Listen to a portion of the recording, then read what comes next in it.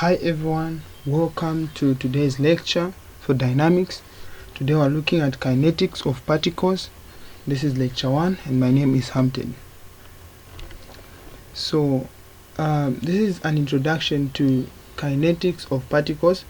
Then at the end of this lesson you will be able to know what kinetics are, to understand the Newton's laws, to know the equations of motion for systems of particles, and to know their applications. So I've started with chapter 12. I've started with chapter 13. I've skipped chapter 12 because chapter 12 was done in the first year. In your first year you did chapter 12, so I'm going to start with chapter 13. So kinetics of particles. What do we mean when we talk about kinetics of particles? So this is just a branch of classical mechanics that deals with a study of motion and its causes. So it's just a branch of classical mechanics. So this one only deals with moving objects. It's just the study of particles which are in motions and the causes of those motions. So the causes of motions have been listed here. We have forces, we have tugs, and we have many more. So kinetics is mostly based on Newton's second law of motion. So when we talk about kinetics, we're simply talking about something which has to do with Newton's second law of motion. So Newton's second law of motion is simply a law which states that the force, it states that the force, the given force or the applied force of anything, is just directly proportional to the mass and the acceleration. In other words, we just define it as the force is directly proportional to the acceleration, and then the proportionality constant m is just called the inertia. So m can also be called as the inertia. In other words, inertia can be defined as force by acceleration, which is just the ability of an object to resist the change of motion. So inertia is just the ability of an object to resist the change of motion. So inertia is related to Newton's second law of motion. So when you talk about inertia, just know that we are talking about Newton's second law of motion. So what I've just explained is this is what everything in this passage is talking about. So I just simplified it in my own words. So let's see what we're looking at. So we have the mass, which is the proportionality constant, which is direct proportional to the force. Of course, the force here is supposed to be the summation of forces. Why summation? Because you might have or you might be given a group of particles, meaning you have to add all their forces. So summation simply just means the addition of forces in the system. And then these summations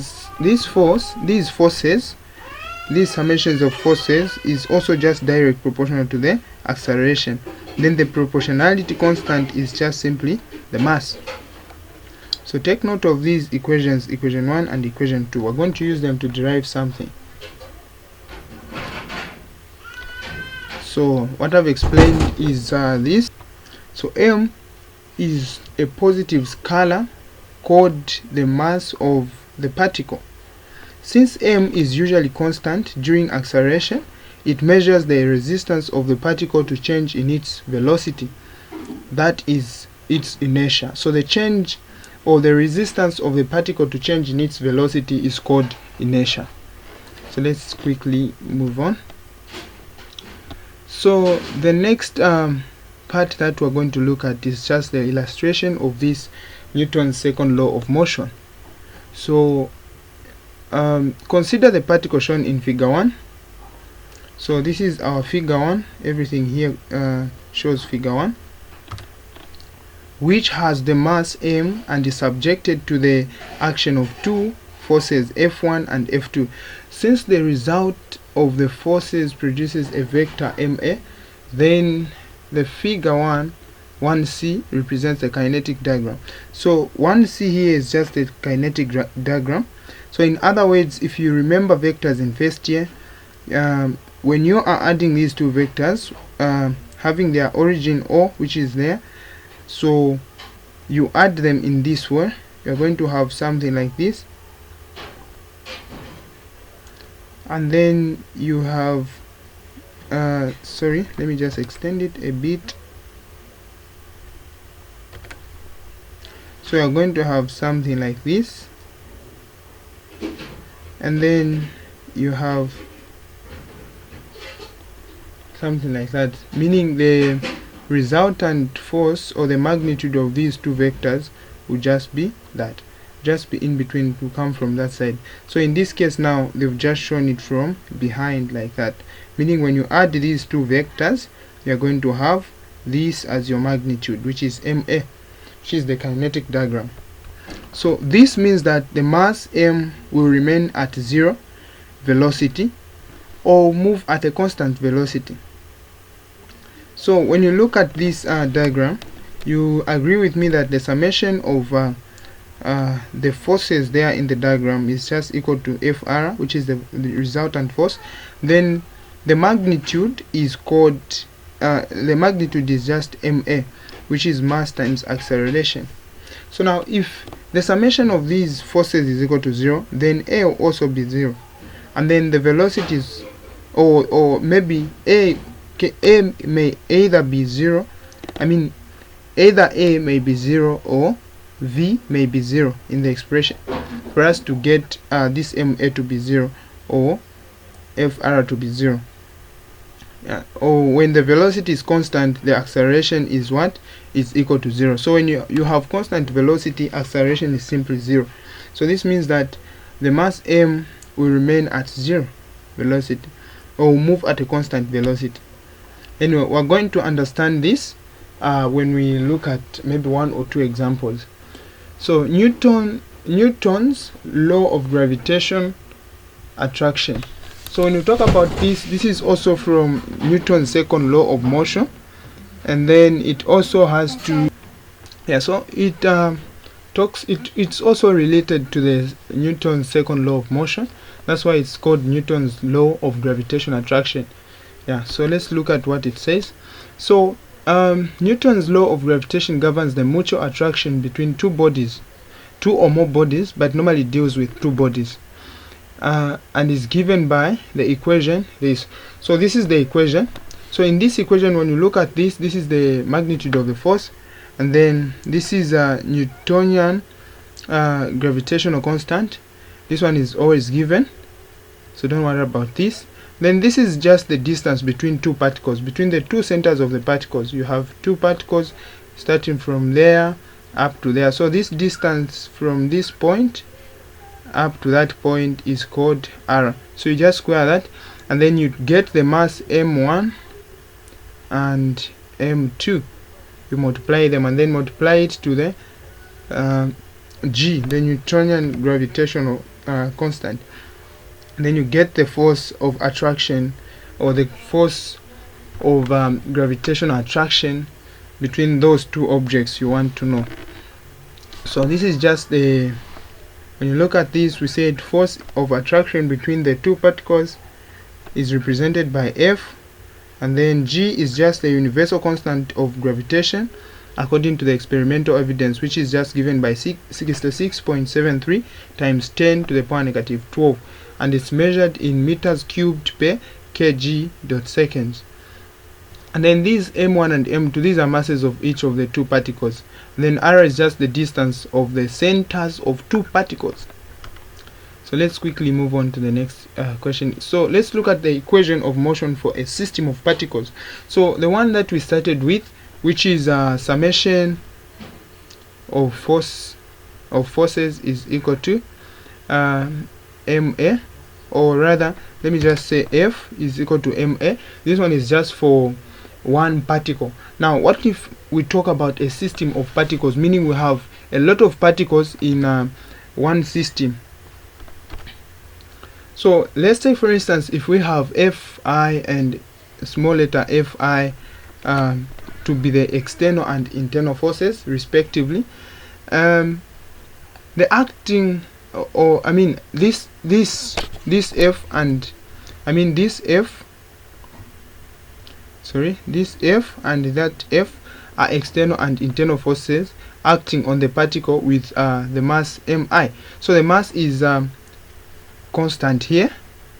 Then from equation 2 we can derive that, or from equation 2, this was our equation 2 if you remember, we can say Fi, meaning the summation of the internal forces and the summation of the summation of the external forces and the summation of the internal forces just be equal to that, which is ma, since the mass is constant there in a system. So let's quickly look at the system. So the initial coordinate system is given here. So we have the center there, the center of mass, and then so this is the center of mass, the one that we are calling the mi, the center of mass of all this, and then this is Rg, and then we look at now the external forces, which is this Fi, capital letter Fi, and then the summation of the internal forces, which is capital letter, small letter Fi. So when you add the two, you are supposed to get this, you equate them to that in case of equation. So now when you look at these, you have internal forces which will be cancelling themselves as they are coming in. This one will be coming this side, this one is coming that side. As a result, you discover that they are cancelling themselves. That's the reason why normally we don't include this, so we only add the external forces instead and leave the internal forces. Internal forces are always collinearly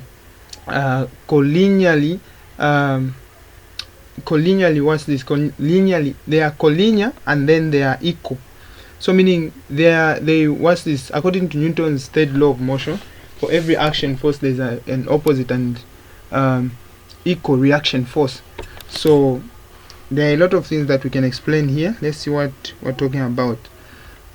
So when you have these two forces, we have the internal force, which is this one, and then you have also the external force there. When you add them, you get the magnitude, which is the resultant force, which is there. It's called the kinetic diagram. So let's read these few notes here, which says when the equation of motion is applied to each of the other particles of the system, similar equation will result. And if all these equations are added together vectorially, we obtain this equation. So after adding the two equations, the internal and the external forces, we get this equation I've explained. So now we're still on equation of particles of a system. So the summation of the internal forces, if carried out, will equal to 0, since internal forces between any two particles occur in equal but opposite collinear pairs. Consequently, only the sum of external forces will remain, and therefore the equation of the motion, or the equation of motion written for a system of particles, becomes this. So this is the reason why when we are talking about Newton's second law of motion, we only consider the capital letter F. It's because the internal forces they cancel themselves. If you have a particle maybe like this, then we have, this is the center of mass, you have maybe this force which is going this side, you also have another force which is going that side. So this is a particle, we have a small particle in a particle. So when you look at these two forces, they will do us this, they will cancel themselves. That's the reason why we don't consider them, we only consider the external forces.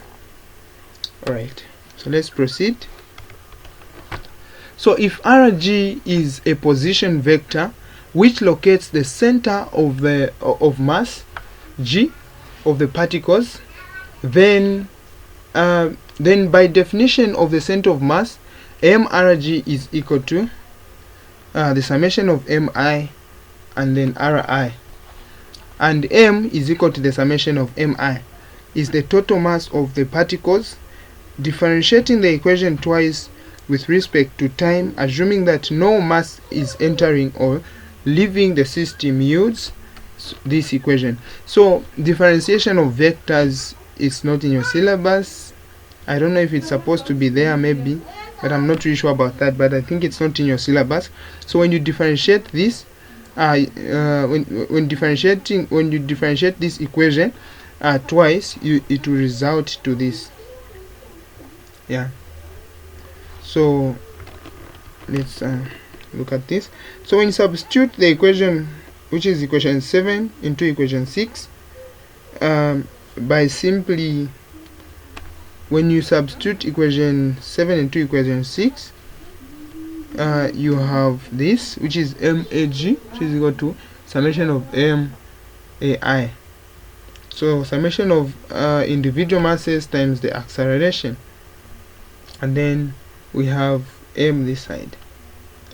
Hence the sum of the external forces acting on the system of particles is equal to the total mass of particles times the acceleration of the center of mass g. Since in reality all particles must have a finite size to possess mass, equation 7 justifies application of the equation of motion to a body that is represented as a single particle. So equation 7 is just there to solve questions or to solve problems concerning a single particle. But when you are dealing with a lot of particles, you normally use this equation, which is just the same as equation, but for this one you use vectors.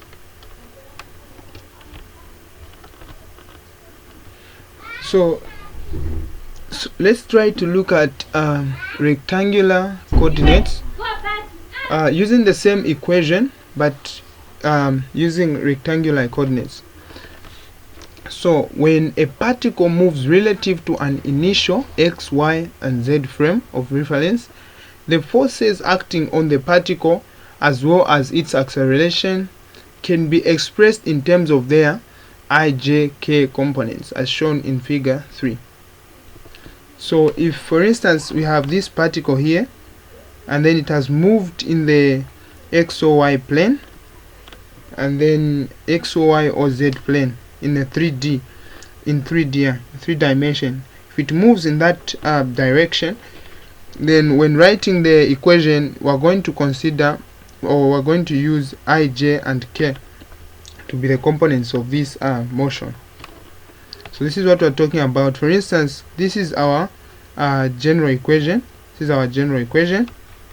And then what we're saying is that you simply, if for instance this particle moves in the x, y, z frame of reference, this f, the summation of f, will not just be summation of forces in the x or in the y or in the z component. You have to sum everything, meaning you get summation of x, or I mean summation of forces in the x-axis, meaning you take all the forces in the x-axis, and then you also add all the forces in the y-axis, you also add all the forces in the z-axis.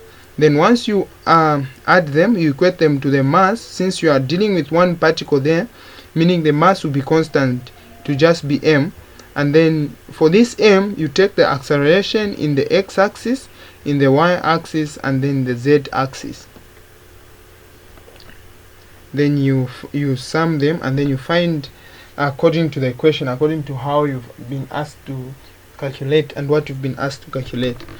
So for the equation to be satisfied, the respective I, j, k components on the left side must equal to the corresponding components on the right side.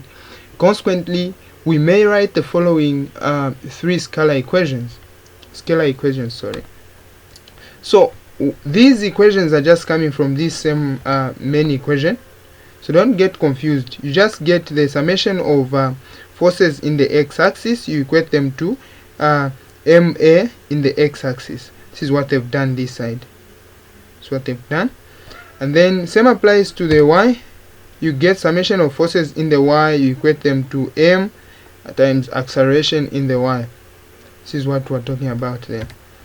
Same applies to z. You do the same summation of forces in the z, you equate them to m, since mass is constant, times summation mass is constant times the acceleration in the z axis. So these we're going to term them as our equations 10. So in particular, if the particle is constrained to move only in the xy plane, and the first then the first two equations 10 on 10 are used to specify the motion. So what they are talking about is that if the particle is constrained to move only in the x and y plane, meaning you remove z, you only deal with x and y.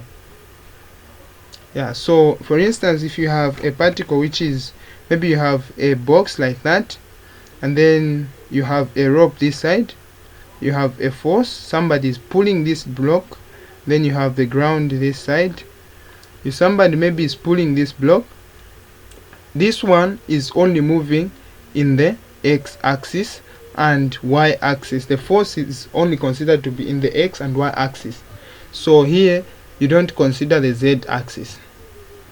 Let's quickly check. Let's see what we have. So this is an example here, so I'm going to give you this example. We'll solve this example together, then after solving this example together, I may send an exercise at the end. Yeah, so the question is, a 50 kg crate, which is this one, so this one we know to say it's 50 kg. So a 50 kg crate shown in figure 13.6a rests on a horizontal surface for which the coefficient of kinetic friction is mu k, which is equal to 0.3. So here now this is dynamics. Dynamics. In statics we used to use mu s, which meant static, the coefficient of static friction. But this one, since the object is moving, we need to use mu k, which is the coefficient of kinetic friction. So we know to say the anyway, we'll see what I'm trying to talk about.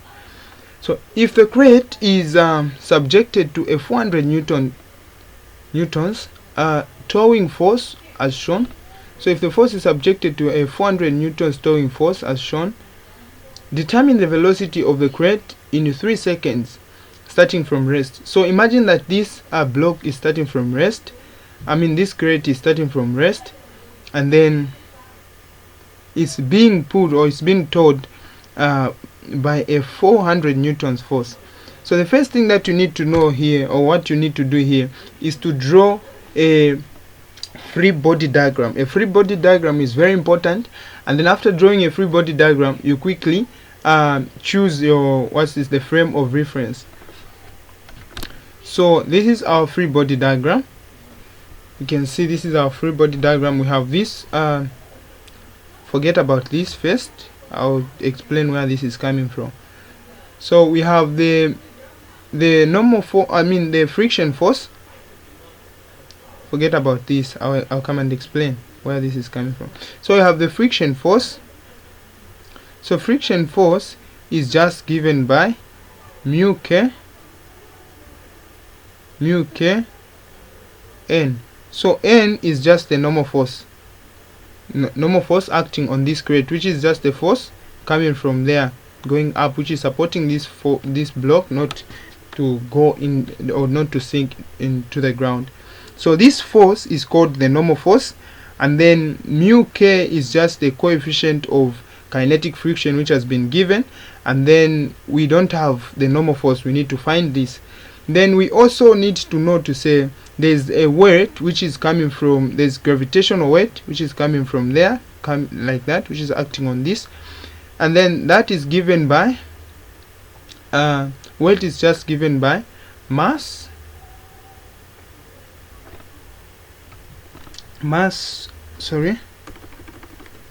So this is just given by mass times gravity mg.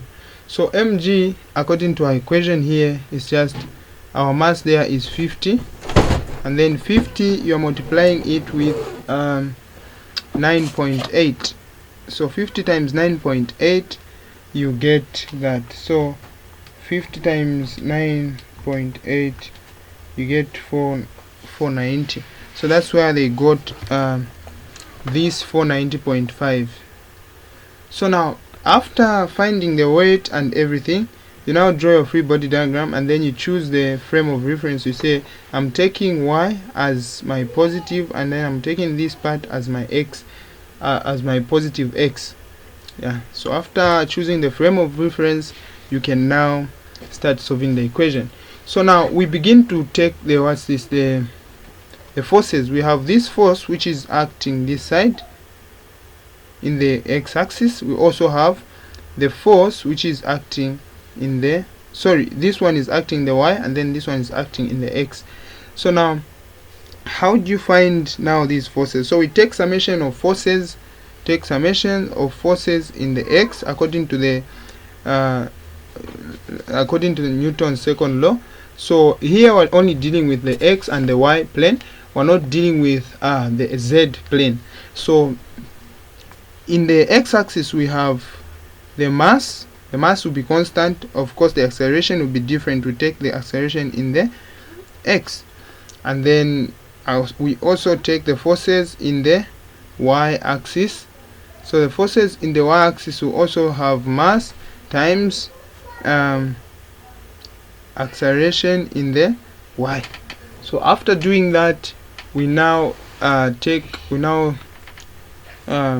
let's do this. Yeah, so this is our MA. So we know our M, we know our acceleration. Oh, sorry, we are looking for the acceleration that we're going to use at some point to find the velocity. So now, what do we do next? So here we say summation of forces in the x. What forces do we have in the x? We have 400. We have 400 cos. In the x we have x. So when you're taking this force which is down here, which is going this side, you say cos. So we're going to have this 400. The component of this 400 in the x will be 400 cos the angle, which is 30. And then what other force do we have in the x? We have the friction force, which is acting in the negative, hence we write a negative there. The friction force is 0.3. we don't know the normal force. And then what else do we have in the x? I think this is all. So after writing that, you equate these two, mass times acceleration. We have the 50. Do we have the acceleration in the x? Acceleration in the x, we write it like that. Then we move on to the y. So in the y we have components like the normal force, which is nc. So we took going up as positive, so this one will be positive. And then we have this force which is going up, it's also going to be positive, we say plus.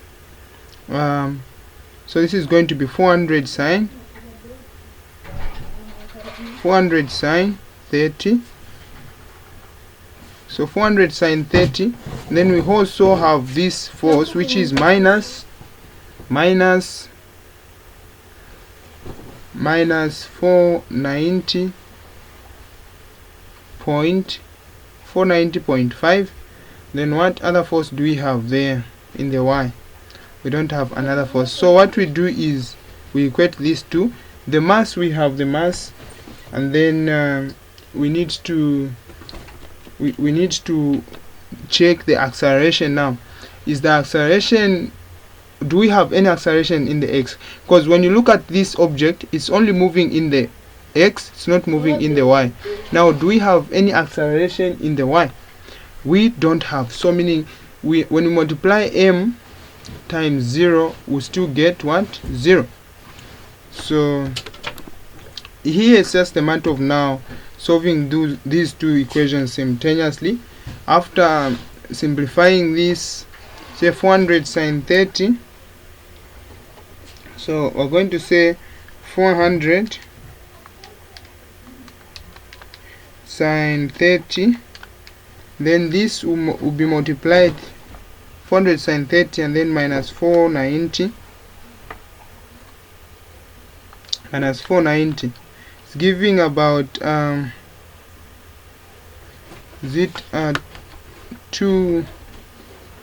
it's about 290.5. yes, it's about 290.5. let me just erase this.